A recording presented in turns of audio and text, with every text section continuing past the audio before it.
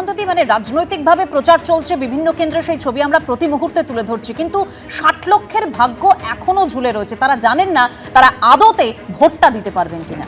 একটা গণতান্ত্রিক দেশে এটা সত্যিই একটা খুব দুর্ভাগ্যজনক ব্যাপার। মানে এখন কি জানো তো দেবস্মিতা, কতগুলো জিনিসটা খুব দুর্ভাগ্যজনক হয়ে গেছে, যেমন দলবদল বা দুর্নীতি যেমন মান্যতা পেয়ে গেছে অত্যন্ত দুর্ভাগ্যজনকভাবে আমাদের এই রাজ্যে, ঠিক সেইভাবেই এই প্রশাসনিক কাজটা একটা ভোটের সঙ্গে যুক্ত হয়ে যাচ্ছে। বা বিরোধী রাজ্যগুলোতে যে অভিযোগ মানে শাসক দল করছে যে এইটাকে একটা হাতিয়ার করা হচ্ছে। এই যে এত মানুষের নাম বাদ যাবে, তাদের মধ্যে একটা আশঙ্কা, নথি আছে কি নেই, সেই নথিটা ঠিকমতো কিনা সেটা বিবেচনা করা, সব মিলিয়ে মানুষের মনে একটা ভীতি, আশঙ্কা। এবং আমরা দেখেছি আমাদের কতজন সহনাগরিক তারা মারা গেছেন, এই কাজ করতে গিয়ে কত মানুষ মারা গেছেন।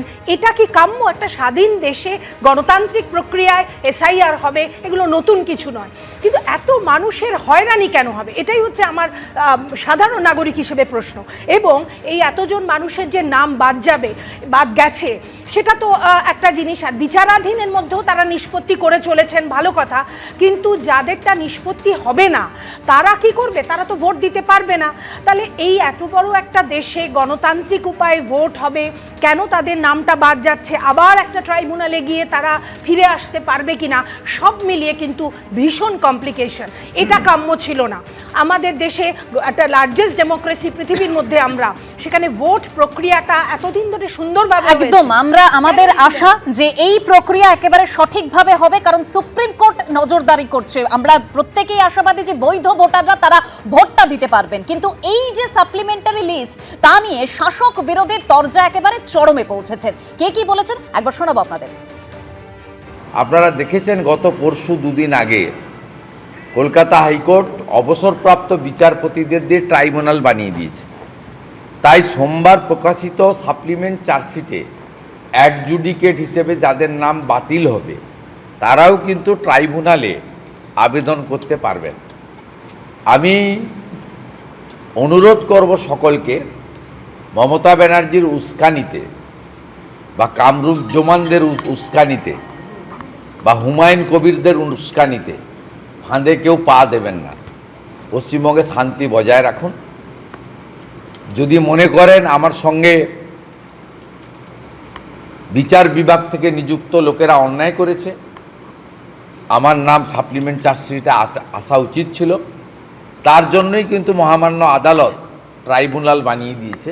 সেখানে আবেদন করুন, বিচার নিশ্চয়ই পাবেন। মনে হচ্ছে না, তবে বাদ হবে। আমরা লড়াই চালিয়ে যাব, 6 নম্বর ফর্মে ভর্তি করে আবার অন্তর্ভুক্তির জন্য দাবি জানাবো। না হলেও নির্বাচনের মনোনয়নের শেষ দিন পর্যন্ত ফর্ম জমা দেয়, আমরা চেষ্টা করব। বিজেপি নেতারা তো টার্গেট করেই এসছে এখানটায় নির্বাচন কমিশনের সামনে রেখে। কেউ মৃত তাকে আমরা বলি না জীবিত, কেউ জীবিত তাকে আমরা বলি না মৃত। তাতে কি বাদ গেছে না বাদ গেছে তারা জানে। আমার বক্তব্য হচ্ছে যে যারা নাম বাদ গেছে তারা সবাই রাস্তায় বেরিয়ে আসুন, তাদের সকলের জন্য আমরা আছি। কার নাম বাজাচ্ছে, কেন বাজাচ্ছে, তারা সবাই বেরিয়ে আসুন রাস্তায়। এই জিনিস যে হবে, এটা যে হতে পারে, এই সম্ভাবনার কথা সব থেকে আগে আমরা বলেছি। সবকিছু হয়ে যাওয়ার পর যখন রুগী মরে গেছে তখন তার উপরে আতর ছিটিয়ে বাংলার মুখ্যমন্ত্রী রাজনীতি করতে পারেন না। সব থেকে আগে রাজ্যকে এগিয়ে আসতে হবে। সুপ্রিম কোর্ট যান কালকে, সুপ্রিম কোর্ট কালকে যান, বলুন যে ভোটারের ভোট দেওয়ার অধিকার কেড়ে নিলে আমরা বাংলায় ভোট বয়কট করব, বলুন। আগামীকাল সাপ্লিমেন্টারি লিস্ট প্রকাশ পেতে চলেছে, জেলা নির্বাচনী আধিকারিকদের কাছে পৌঁছে যাবে এই লিস্ট। কিভাবে এই লিস্ট ডিস্ট্রিবিউট হবে সে বিষয়ে আমরা জানবো। আর কি তথ্য রয়েছেন আমাদের অপর প্রতিনিধি সৌমিত্র রায় রয়েছেন আমাদের সঙ্গে। সৌমিত্র, দেখো, আগামীকাল সাপ্লিমেন্টারি লিস্ট বেরোবে। কমিশন সূত্রে যেটা খবর, নির্বাচন কমিশন সূত্রের খবর, আগামীকাল সেই লিস্ট বেরোতে সন্ধে হয়ে যাবে। সন্ধে 6টার পর এই লিস্ট বেরোবে এবং এই লিস্টে কত লাখ জনের নাম থাকবে এটা একটা সব থেকে বড় প্রশ্ন ছিল, যেটা নির্বাচন কমিশন সূত্রে যেটা জানা যাচ্ছে যে প্রায় 28 লক্ষ নাম কালকের লিস্টে বেরোবে। দুটো পার্টে নামগুলো থাকবে। একটা হচ্ছে অ্যাডিশন লিস্ট, অর্থাৎ যাদের নাম অ্যাড হলো সেই তালিকা যেমন থাকবে, তার পাশাপাশি আরেকটা যে তালিকা থাকবে যাদের নাম বাদ গেল সেই তালিকাও আগামীকাল থাকবে। এবং সাপ্লিমেন্টারি লিস্টের যে নামগুলো সেটা আগামীকাল, যেটা নির্বাচন কমিশন দপ্তর সূত্রে যেটা জানা গেছে, যে অনলাইনেও দেখতে পাওয়া যাবে। এবং যে লিস্টের হার্ড কপি, সেই হার্ড কপি বিভিন্ন জেলায় ডিএম অফিসে যেমন থাকবে এবং পাশাপাশি বিভিন্ন বুথেও সেই লিস্টের হার্ড কপি পৌঁছে যাবে। এবং আজকে এছাড়াও যেটা একটা খবর, সেটা হচ্ছে নির্বাচন কমিশন সূত্রে, সেটা হচ্ছে যে আগামী 31শে মার্চের মধ্যে রাজ্যে আরো 300 কোম্পানি কেন্দ্রীয় বাহিনী চলে আসবে এবং এই 300 কোম্পানি কেন্দ্রীয় বাহিনী রাজ্যের বিভিন্ন জেলায় তারা পৌঁছে যাবে। এইটাই হচ্ছে আজকের খবর এবং এই সাপ্লিমেন্টারি লিস্ট আগামীকাল সন্ধ্যে 6টার পর বেরোবে এবং প্রায় 28 লক্ষ নাম এই লিস্টে থাকবে। এবং একদম সৌমিত্র, অর্থাৎ এখনো পর্যন্ত যা তথ্য যে আগামীকাল সন্ধ্যে 6টার সময় এই সাপ্লিমেন্টারি লিস্ট বেরোবে এবং 28 লক্ষের নাম কালকে থাকবে এবং যাদের নাম বাদ গেছে সেই তালিকাও থাকবে। দেবনারায়ণ মানে শুভেন্দু অধিকারীর বক্তব্য আপনি শুনলেন যে এখানে দ্বন্দ্বের কোনো জায়গা নেই, ট্রাইব্যুনাল গঠন করে দেওয়া হয়েছে, যাদের সমস্যা রয়েছে তারা ট্রাইব্যুনালে আপিল করবেন, বিচার পাবেন।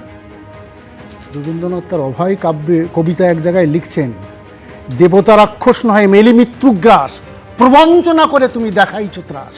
শেক্সপিয়ারও রোমিওর জুলিয়েটে একটা কথা বলেছিলেন, when we make selfish decision we destroy those left in the wake of disaster। যখন আপনার স্বার্থপর সিদ্ধান্ত নিই তখন বিপর্যয়ের দোহাই দিয়ে অবশিষ্টদের শেষ করে দিই, ধ্বংস করে দিই। এই 60 লক্ষকে বাদ দেওয়ার চেষ্টা করেছিল এখনো পর্যন্ত। আজকে যদি 10 লক্ষকে বাদ দেওয়া হয় তারা কোথায় যাবে? মাত্র কয়দিনে তারা কি করবে? আর মাত্র ধরো 15 দিন আছে, 15 দিনে 60 লক্ষের মধ্যে ধরো 20 থেকে 25 লক্ষ বাদ যাবে। তারা কোথায় যাবে? তারা তো ভোট দিতে পারবে না। এইটাই হচ্ছে নির্বাচন কমিশনের পিশাচ মানধারা। পশ্চিমবঙ্গকে এইভাবে শোষণ করার চেষ্টা করছে। যারা 20-25 লক্ষের থেকে আসবে না ওরা সুপ্রিম কোর্টের তো নজরদারি রয়েছে এর উপর। শোনো, এই বাদ যাচ্ছে এটাও বলা যাচ্ছে একটা শ্রেণীর 70% প্রায় একটা শ্রেণী, তার মানে বেশি বাদ যাচ্ছে একটা শ্রেণী, যে শ্রেণীকে ওই বিজেপি ঘৃণা করে এবং বিজেপি সেই শ্রেণীর বিরুদ্ধে কথা বলে। এইটাই চেয়েছে যে 4টে জেলায় বাদ গিয়েছে তারা বেশি বাদ। দেবনারায়ণ দা ঠিক আছে। দেবনারায়ণ দা যে জ্যোতিষী করেন এটা তো আমার আগে জানা ছিল না। দেখুন, যারা জ্যোতিষী করেন তাদের টিভিতে না এসে বরঞ্চ একটা চেম্বার গড়িহাট বউবাজারে খুললে বেশি রোজগারপাতি হবে। এই যে শ্রেণীর কথাটা বললেন, এবার দেবনারায়ণ দা কী করে জানলেন কোন শ্রেণী কে কী, এই বৃত্তান্তে ক্লাসিফিকেশানটা এলো কোথার থেকে? আমরা তো কেউ জানি না। তাহলে কি ইলেকশন কমিশনের সাথে আলাদা কোনো গট-আপ আছে তৃণমূলের যেখান থেকে এই খবরগুলো পাওয়া যাচ্ছে? তাহলে বাকিটা মানুষকে বুঝতে হবে। তবে দেবনারায়ণ দা এই শেক্সপিয়ার বলবেন না, গ্রামের মানুষ বুঝতে পারে না। আপনি বরঞ্চ পার্থ অর্পিতা বলুন, খেলনা টেলনা বলুন, মদনদার কথা বলুন, 10 জন গার্লফ্রেন্ডের কথা বলুন, মানুষ বুঝতে পারবে।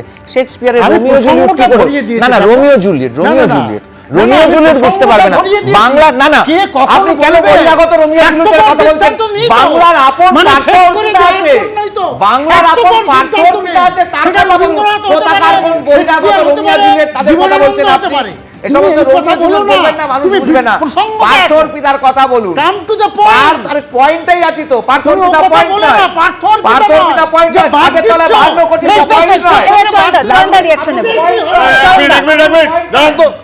এবারে অন্য কথা বেশি আসছে, সেটা হচ্ছে কি একদম পরিষ্কার কথা, আপনারা আমাদের পার্টির অবস্থানটা বলেননি, আমি আমাদের পার্টির অবস্থানটা জানিয়ে দিচ্ছি। সবার ভোটাধিকার রক্ষার জন্য আমরা শেষ পর্যন্ত লড়াই করব। আগামী 31 তারিখের মধ্যে সমস্ত বিষয়গুলো নিষ্পত্তি হয়ে যাওয়ার কথা অন্তত নির্বাচন কমিশনের যা প্রতিশ্রুতি সে অনুযায়ী, না হলে লড়াই আরও তীব্র হবে।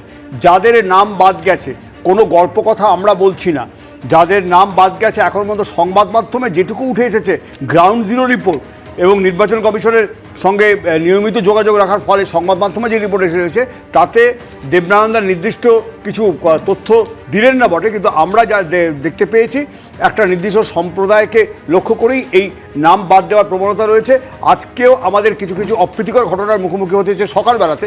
এবিপি আনন্দ, এগিয়ে থাকে, এগিয়ে রাখে।